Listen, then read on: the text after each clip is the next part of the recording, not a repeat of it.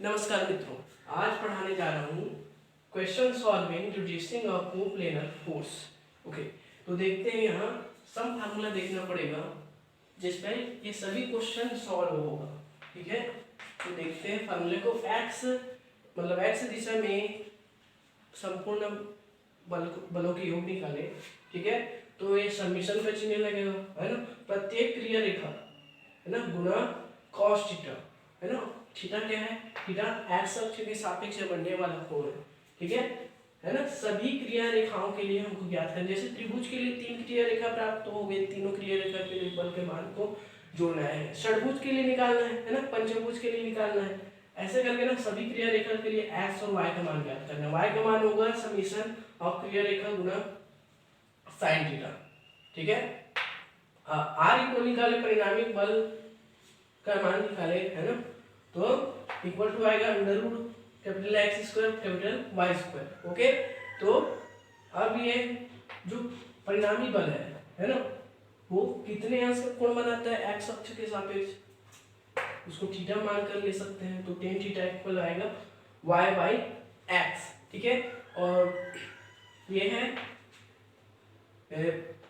बल युग्म का परिणामी समीकरण। ठीक है, बल युग्म का परिणामी समीकरण G equal to X Y minus Y X. Okay, तो इसी के बेसिस पर बनेगा, सभी जो क्वेश्चन है ना इसी के बेसिस पर बनेगा। चलिए देखते हैं क्वेश्चन को, है ना। तो क्वेश्चन में दिया है कि एक त्रिभुज है। ठीक है, एक त्रिभुज है ए बी सी। ठीक है, ए बी के अनुदिश हम लग रहा है बल। ठीक है, ए बी के अनुदिश 3p बल लग रहा है, 3p। बी सी के अनुदिश 7p बल लग रहा है। ए सी के अनुदिश 5p लग रहा है ना। सी ए के अनुदिश 5p बल लग रहा है। ठीक है, अब मैं मान लेता हूँ कि ये Q बिंदु पर थीटा कोण बनाते हुए, ठीक है, थीटा कोण बनाते हुए परिणामी बल जो है R है। ठीक है, परिणामी बल R इस दिशा में जा रहा है थीटा कोण बनाते हुए, है ना, एक्स अक्ष से थीटा कोण बनाते हुए। ठीक है, तो हमको सबसे पहले निकालना है एक्स का मान, निकालना है एक्स की वैल्यू। ठीक है, एक्स की वैल्यू। ओके, तो यहाँ बीसी क्रिया रेखा के लिए देखेंगे, बीसी क्रिया रेखा के लिए, सी ए क्रिया रेखा के लिए और ए बी क्रिया रेखा के लिए। ठीक है, तो ये 7p पहली क्रिया रेखा के लिए, बीसी क्रिया रेखा के लिए 7p बल लग रहा है। ठीक है, और साथ ही कॉस, ठीक है, कॉस है ना। अब ये बी से जो क्रिया रेखा है एक्स अक्ष से कितना कोण बना रहे हैं, देखिए यहाँ से 0 अंश का कोण बना रहे हैं। ठीक है, प्लस आ जाएगा 5p। अब देखिए ये समबाहु त्रिभुज है सभी, तो ये 60 अंश का कोण बनाएगा। ठीक है, इसके जो तीनों कोण है ना, अंतःकोण, वो 60 अंश का बनेगा प्रत्येक भुजा का। तो इधर भी कितना होगा, 180 माइनस 60 मतलब 120। ठीक है, तो ये एक्स अक्ष के सापेक्ष जो 5p बल लग रहा है जिस क्रिया रेखा पर, है ना, एक सी क्रिया रेखा पर, वो एक्स अक्ष के सापेक्ष है 120 अंश का कोण बना रहे हैं। तो ये लिख लेते हैं 120 करके। ठीक है, प्लस अब यहाँ इस ए बी क्रिया रेखा के लिए देखते हैं, तो यहाँ 3p cos। ठीक है ना, इसको ऐसे आगे बढ़ाएं। ठीक है, तो यहाँ से पूरा यहाँ तक 180 लग रहा है बल। ठीक है, तो अब यहाँ शीर्षाभिमुख कोण से यहाँ 60 लग रहा है, तो cos 180 प्लस 60 हो जाएगा। ठीक है, आगे निकालते हैं 7p into 1 plus 5p into cos 120, मतलब इसको लिख सकते हैं cos 180 माइनस 60।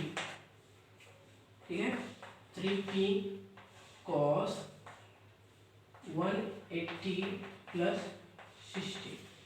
ठीक है, 7p। अब ये देखिए cos 180 माइनस 60, cos 180 माइनस 60, ठीक है। तो ये कौन से चतुर्थांश में आ रही है, ये आ रहा है आपका दूसरे चतुर्थांश में। दूसरे चतुर्थांश में cos का मान जो है ऋणात्मक होता है, और ये वाला देखिए cos 180 प्लस 60 इसमें भी ऋणात्मक होता है। तो यहाँ आएगा 5t माइनस cos 60 डिग्री, ठीक है। तो यहाँ माइनस चिन्ह लगेगा, माइनस 5t cos 60 का मान होगा अंडर रूट 1/2, ठीक है। यहाँ माइनस 3p, यहाँ 1/2, ठीक है। इसका मान भी आएगा माइनस cos 60 डिग्री, ठीक है। तो यहाँ माइनस सामने हो जाएगा, ठीक है। तो इसका मान आएगा ये 5 में 3 8, मतलब 7p माइनस, अब ये ऊपर कटेगा है ना, 8 2 2 एकम 2 2 चौका 8 और ये p इक्वल टू 3 यहाँ जाएगा। ऐसा मान निकालते हैं, ठीक है। तो जस्ट ऐसे ही रहेगा, cos की जगह साइन आ जाएगा, ठीक है। तो यहाँ 7p sine 0 plus 5p sine 120 plus 3p sine 180 plus 60, ठीक है। तो यहाँ 7p, यहाँ इसका मान तो 0 ही आएगा, साइन 0 का मान 0, साइन 120 का मान, ठीक है। 120 का मान मतलब कि प्रथम चतुर्थांश में है ना, cos साइन 60 हो जाएगा धनात्मक में, ठीक है। तो इसका अंडर रूट 3/2, फिर माइनस तृतीय चतुर्थांश, तृतीय में साइन का मान ऋणात्मक होता है, माइनस 3p माइनस साइन 60 आएगा, तो इसका मान आएगा 3p है ना, माइनस बाहर under root 3/2 equal to y equal to आ जाएगा यहाँ अंडर रूट 3p। परिणामी बल का मान निकाले है ना, दिशा और परिणामी बल निकाले r, ठीक है। दिशा के लिए सूत्र लिखेगा tan theta equal to y/x, और परिणामी बल के लिए x² प्लस y², उसमें अंडर रूट, ठीक है। निकाल लेते हैं इसमें। तो x का मान है, वैल्यू है 3p है ना, तो वर्ग करके तो 9p² प्लस यहाँ अंडर 3p है, y का मान स्क्वायर करेंगे तो 3p² इक्वल टू 12p², ठीक है। इक्वल टू आ जाएगा 2√3p, ठीक है। अब tan थीटा इक्वल निकालेंगे, tan theta equal to y/x, मान को रख देते हैं, ठीक है। Under root 3p by 3p, ठीक है, इक्वल टू आ जाएगा 3p कटेगा है ना, तो 1/√3, ठीक है। तो यहाँ थीटा का मान आ जाएगा 30 डिग्री, थीटा का मान आ जाएगा 30 डिग्री, ओके।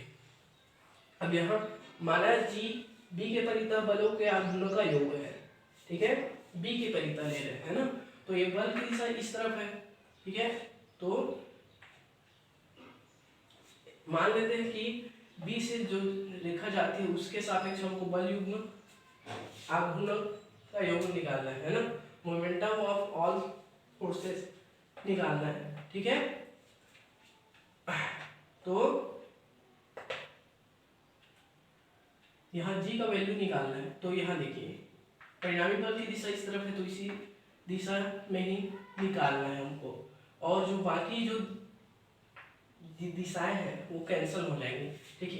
ये इस दिशा में लग रहा है जो बल लग रहा है 5p लग रहा है ना, तो ओनली 5p के कारण जो बल युग्म आघूर्ण उत्पन्न होगा है ना, ठीक है। तो उसको निकालना है, ठीक है। तो मोमेंटम ऑफ कपल हो जाएगा, ठीक है, 5p, ठीक है, बल 5p लग रहा है ना, और इसकी परपेंडिकुलर डिस्टेंस हो जाएगी बिंदु P से है ना, लंबवत दूरी हो जाएगी ठीक है, यहाँ से यहाँ तक हो जाएगी। यदि बिंदु को डी ले तो बी डी इसकी लंबवत दूरी होगी। ठीक है, तो यहाँ देखिए प्रत्येक भुजाओं को मैं ए लेता हूँ। ठीक है, त्रिभुज के प्रत्येक भुजाओं को ए लेता हूँ, तो इसका मान क्या आ जाएगा, है ना, इसका मान आ जाएगा ए ठीक है, ए साइन 60। यदि इसको ये कर्ण बने, ठीक है, कर्ण, और ये देखिए लंब बन रहा है।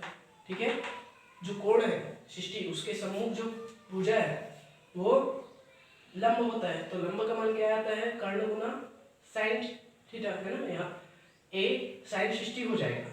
ठीक है, तो यहाँ जाएगा ए साइन 60 डिग्री प्लस 0, है ना, इस रेखा के कारण 0।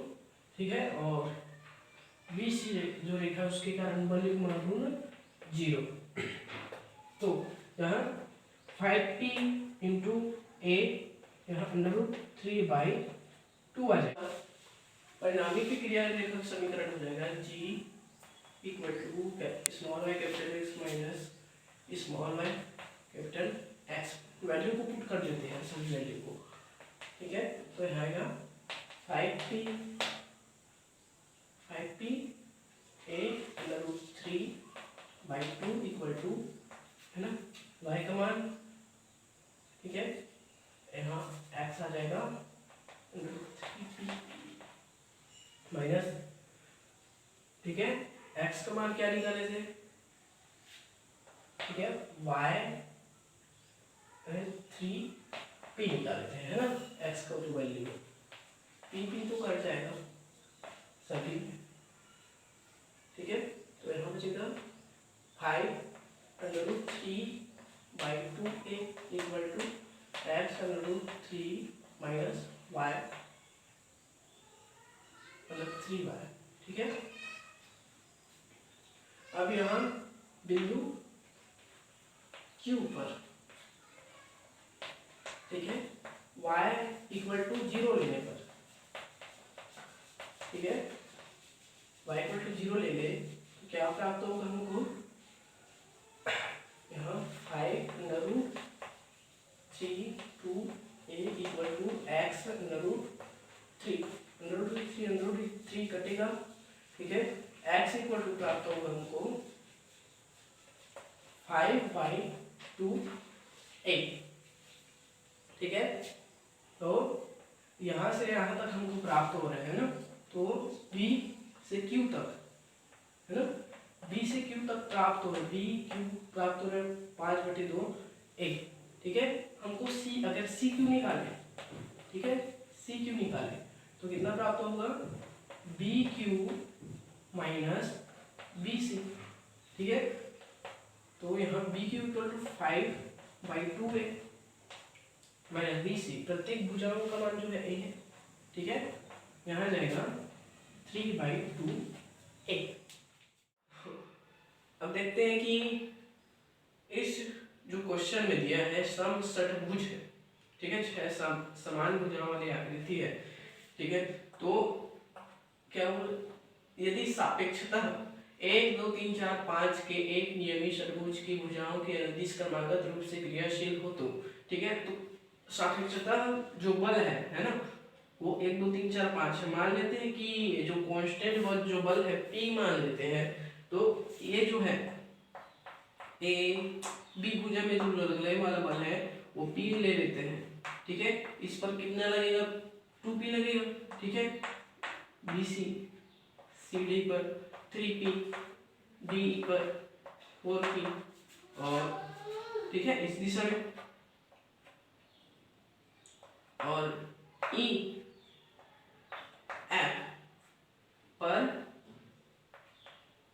5P, F A पर 6P, इस तरह से बल लग रहा है। ठीक है, और प्रत्येक भुजा मान लेता हूं मैं, इसकी जो प्रत्येक भुजा का माप है A है। ठीक है, तो हमको ज्ञात करना है कि बल निकाय का परिमाण जो है 6 निकलेगा। ठीक है, 6 के एकल बल के तुल्य निकलेगा, मतलब कि जो R का मान निकालेंगे है ना, वो निकलना चाहिए 6P के इक्वल निकलना चाहिए बोला है। और दूसरा जो सिद्ध करना है, यह बल 5 के समानांतर षट्भुज के केंद्र से भुजा की दूरी के 3/2 गुना दूरी पर एक स्थित रेखा के अनुदिश क्रिया करता है। ठीक है, जैसे कि मैं यहाँ पास m, इस बिंदु को m ले लूँ, तो इस प्रश्न में बोला है कि सेकंड में सिद्ध करना है कि OM है ना, केंद्र को O ले लूँ तो यहाँ OM इक्वल टू होना चाहिए है ना, एक भुजा का है ना, एक भुजा का जो माप है A है, एक भुजा का 3/2 गुना होना चाहिए बोला है। ठीक है, इसको हमको सिद्ध करना है। तो यदि x का मान निकालते हैं, देखिए x का मान कैसे निकालेंगे, तो इस ए बी भुजा में देख लीजिए, तो x अक्ष के सापेक्ष कितना कोण बनाता है, 60 अंश का बनाता है ना। x का मान निकालते हैं, p जो जिस क्रिया रेखा पर कार्य कर रहा है वो x अक्ष से 0 अंश का कोण बना रहा है। ठीक है, तो यहाँ हो जाएगा p इंटू cos 0 डिग्री। ठीक है, और यहाँ देखिए ये कितना अंश का कोण बना है, 60 का। ठीक है, और ये x अक्ष के धनात्मक दिशा में है ना, इसलिए यहाँ प्लस ले लीजिए, प्लस 2p cos 60 डिग्री। ठीक है, अब ये वाला जो कोण बन रहा है आप 120 भी ले सकते हैं ना डायरेक्ट। अगर चिन्ह अगर यहाँ पर प्लस के रूप में लेना है तो आप 120 डिग्री ही ले सकते हैं है ना, लेकिन इस पे अगर मैं यदि इस लॉजिक से देखूं कि x के ऋणात्मक दिशा से होकर जा रहा है, ठीक है, ऋणात्मक दिशा में, ठीक है, तो यहाँ माइनस लगाऊंगा मैं। ठीक है, और डायरेक्ट इसी को कोण को मैं cos 60 ही ले सकता हूँ। ठीक है, इस ट्रिक से बनाएंगे थोड़ा आसान लगेगा। ठीक है, अब ये वाला देखिए है ना, तो ये जो है ऋणात्मक दिशा में जा रहा है। ठीक है, 4p वाला जो बल है ऋणात्मक दिशा में cos 0 डिग्री है ना। अब हम इसको कैसे ले सकते हैं, प्लस 4p 180। ठीक है, तो 180 का मान -1 होता है, तो इसको इस प्रकार से भी लिख सकते हैं ना, या फिर माइनस पहले से डाल दो और 4p cos 0 डिग्री है ना। ठीक है, x अक्ष से ऋणात्मक दिशा में इस लॉजिक से ले सकते हैं, फिर माइनस आएगा। ठीक है, ये भी 5p जो बल है x अक्ष के ऋणात्मक दिशा है ना, इस तरफ नीचे की ओर जा रहा है, ये आ जाएगा cos 60 है ना। ओके, तो ये 6p है ना, 6p जो है धनात्मक दिशा में है, x अक्ष के अनुदिश धनात्मक दिशा में 6p cos 60। ठीक है, तो इसको हल करते हैं, तो ये p इंटू 1 p ही आएगा, 2p into 1/2 3p minus 3p into 1/2 minus 4p into 1 minus 5p into 1/2 plus 6p into 1/2। ठीक है, हल कर लेते हैं इसको, तो ये कटेगा 3p। ठीक है, ये कट जाएगा, ये 2p है ना,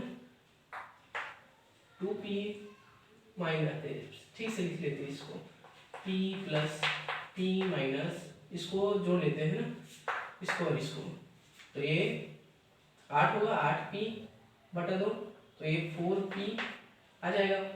फिर इसको लिख लेते हैं minus 4p plus 3p।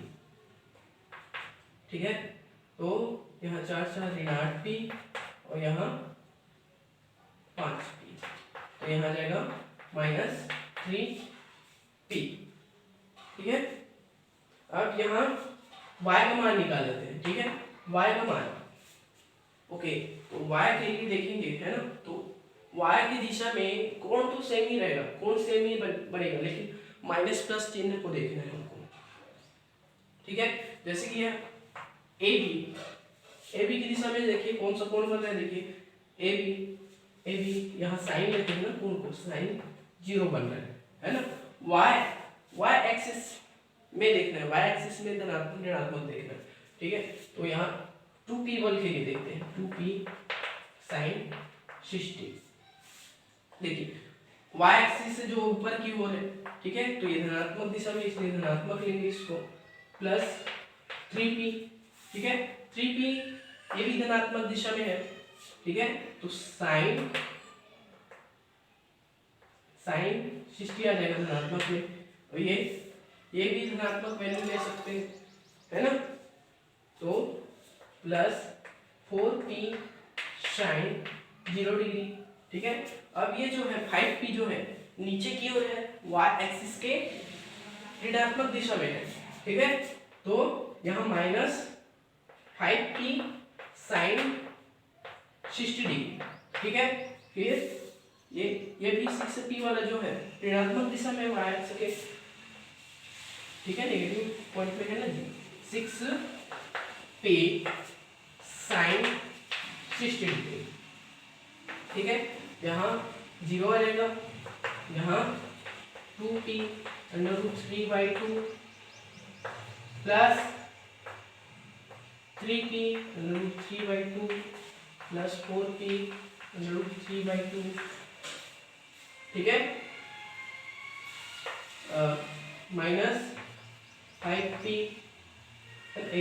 4p वाला 0 हो जाएगा, है ना, साइन 0 है तो ये minus 5p √3/2 minus 6p √3/2 equal to, यहाँ 3 2 5 3 करनी 3/2 है ना, ये जुड़कर हो जाएगा, तो ये वाला और ये वाला पूरा कट जाएगा, है ना, बचेगा यहाँ माइनस 6p √3/2, तो यहाँ माइनस 3√3p, ठीक है। अब यहाँ r की वैल्यू निकाल लेते हैं परिणामी बल का, इक्वल टू आएगा √x² प्लस y², ठीक है, तो यहाँ से आ जाएगा √9p² प्लस 27p², ठीक है, equal to √36p² equal to 6p², ठीक है। ओके, अब निकाल लेते हैं टेन, है ना, टेन थीटा जो मान आता है y/x, ठीक है, और ये माइनस √3/3py माइनस 3p, ठीक है, माइनस कटिंग 3 भी कट गया, p भी कट गया, √3 बचा, ठीक है, तो इसका मान थीटा का मान आ जाएगा 60 डिग्री, ठीक है। अब हमको निकालना है g का वैल्यू निकालना है, ठीक है, g का वैल्यू निकालें, तो इसके लिए लॉजिक लगाना है कि ये जो बल है एंटी क्लॉकवाइज दिशा में जा रहा है कि क्लॉकवाइज दिशा में जा रहा है, ठीक है, तो देखिए ये जो सभी बल है एंटी क्लॉकवाइज दिशा में जा रहा है, इसलिए सभी बलों को p 2p 3p 4p 5p 6p को सभी बलों को हमको धनात्मक लेना है, ठीक है, धनात्मक लेना है। और यदि ये क्लॉकवाइज में होता, जैसे कि ये 4p जो बल है ऐसे होता क्लॉकवाइज, इस सीधी वाली दिशा में, घड़ी के जिस दिशा में सुई घूमता है उसी दिशा में होता, तो इसको ऋणात्मक लेते, ठीक है, ठीक है। ये जो सभी बल है ना, क्वेश्चन में दिया है कि सभी जो बल है एक ही दिशा में है, ठीक है, यहाँ ऋणात्मक से सोच किए हैं हम लोग, ठीक है, तो ये सभी बल का मान धनात्मक होगा, ठीक है। तो इसके लिए जो बल गुणा गुणा का मान, मोमेंटम ऑफ कपल का मान होता है, ठीक है, बल गुणा दूरी, ठीक है, जिस मतलब जिस बिंदु के बारे में देख रहे हैं ना उससे लंबवत दूरी, तो यहाँ बल जो है, ठीक है, ये ए बी के लिए देखते थे p, और जो दूरी आती है, ठीक है, इसको ले लेंगे दूरी, ठीक है, प्रत्येक भुजा की जो लंबाई है a है, ठीक है, उसको लेंगे दूरी, ठीक है, a प्लस 2p, ठीक है, into a plus 3p into a plus 4p into a plus 5p into a plus 6p into a, तो ये सभी को जोड़ेंगे तो आ जाएगा, है ना, 5 और 10, ठीक है, और ये 20 और ये 21 p a, ठीक है। अब परिणामी का समीकरण निकलेगा अपने पास, परिणामी का समीकरण g equal to small X capital Y minus small Y capital X. ठीक है, यहाँ पर वैल्यू को पुट कर देना है, तो यहाँ आ जाएगा, है ना, g के मान को यहाँ कर देते हैं किस P A equal to X capital Y, है ना, तो यहाँ इसको पहले रख देते माइनस 3√3 पी। ठीक है, फिर एक्स के मान को रख लेते हैं -3p है। ठीक है, और यहाँ माइनस है तो प्लस हो जाएगा, तो यहाँ y। ठीक है, ये p कटेगा। ठीक है, 3 बटे कटेगा, 3 सत्ते 21। अब इसको इस तरफ ला लेते हैं, है ना, यहाँ x आ जाएगा, इसको इस तरफ ला लेते हैं, क्या होगा देखिए, साफ करके लिख रहा हूँ इसको, 7a equal to minus √3x plus y। ठीक है, इसको इस तरफ ला लेते हैं, क्या होगा ये √3x minus y plus 7a equal to 0। ठीक है, ये आ गया परिणामी का समीकरण। ओके, अब हमको क्या देखना है, मूल बिंदु से इसकी जो दूरी है। ठीक है, जो क्रिया रेखा है ना, क्रिया रेखा मतलब परिणामी क्रिया रेखा का मूल बिंदु मतलब 0 और ओरिजिन से दूरी। ठीक है, दूरी, है ना, तो ये न्यूनतम दूरी का फार्मूला लगाएंगे इसमें। ठीक है, न्यूनतम दूरी का फार्मूला जी। ठीक है, यहाँ OM है। ठीक है, उसकी दूरी जो है OM है। ठीक है, तो यहाँ आ जाएगा, इसको ऊपर में जस्ट का तस से लिखकर हमको x की जगह 0, y की जगह 0 रखना है। √3 × 0 माइनस y की जगह 0 रख लीजिए प्लस 7x बाई, ठीक है, बाई √। ठीक है, अब नीचे में ला दीजिए, इसका जो x का गुणांक है उसका वर्ग कर दीजिए, √3² प्लस इसका जो गुणांक है y का उसका वर्ग कर लीजिए -1/2 और उसको अंडर रूट डाल दीजिए। यह निकल जाएगा मूल बिंदु से जो क्रिया रेखा की जो है दूरी निकल जाएगी। ठीक है, OM इक्वल टू आएगा 0 0 होगा 7a बाई 3 होगा 4, 3 1 4 और वर्गमूल निकाले तो 2। ठीक है, यहाँ से निकलेगा 2 3 6। ठीक है, 6 और ऊपर में एक बचेगा, वहां से मतलब शेषफल 1 बचेगा 1/2, है ना। तो हमको ये सिद्ध करना था, है ना, ये थोड़ा सा मिस्टेक हो गया। 3 सही 1/2। ठीक है, तो चैनल को लाइक कीजिए, सब्सक्राइब कीजिए और बहुत ज़्यादा शेयर कीजिए, शेयर की बहुत ज़्यादा ज़रूरत है। ठीक है, और डाउट पूछते रहिए। ओके, यहाँ पास ये सिद्ध हो जाता है। ठीक है।